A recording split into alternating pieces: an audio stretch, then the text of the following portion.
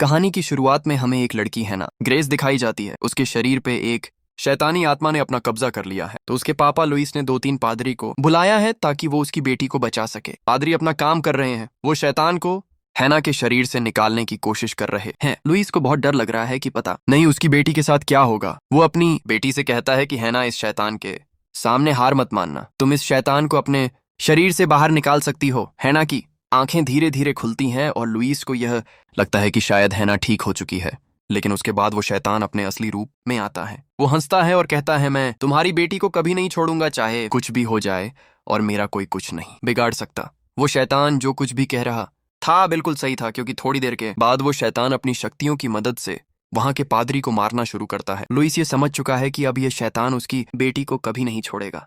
अब उस बेचारे के पास कोई दूसरा रास्ता नहीं है, उसे अपनी बेटी को मुक्त करने के लिए उसे मारना ही पड़ेगा। वो अपनी बेटी को मार देता है। लेकिन क्या यहाँ पर यह सब खत्म हो गया? ये तो हमें आने वाला वक्त ही बताएगा। कहानी आगे बढ़ती है लगभग 3 महीने आगे, और मूवी का अगला सीन हमें इस कहानी की लीड कैरेक्टर मेगन की तरफ लेके जाता है। मेगन जो कि 3 महीने पहले एक पुलिस ऑफिसर थी, लेकिन 3 महीने पहले एक हादसा हो गया जिसकी वजह से मेगन ने अपने काम को छोड़ दिया। अब मेगन को काम की तलाश है, और काम के जाने के बाद मेगन डिप्रेशन में रहने लगी। उसने नशा करना भी शुरू कर दिया। लेकिन फिर उसकी मुलाकात लीसा नाम की एक नर्स से हुई, और उसके समझाने के बाद मेगन ने नशा छोड़ने की कोशिश की। और अब वही नर्स अपने हॉस्पिटल में मेगन को काम दिला रही है। मेगन उस हॉस्पिटल में पहुंचती है। वो लीसा से कहती है कि तुम कितनी अच्छी हो, तुम मेरी मदद कर रही हो, मैं तुम्हारा एहसान जिंदगी भर नहीं भूलूंगी। लीसा उसे समझाती है कि मैंने तुम पर कोई एहसान नहीं किया है, लेकिन ये काम बहुत मुश्किल है। तुम्हें पता है ना, तुम्हें मुर्दा घर यानी कि मॉर्ग में काम करना है। मेगन कहती है, हाँ मैं इसके लिए तैयार हूँ। और उसके बाद मेगन उस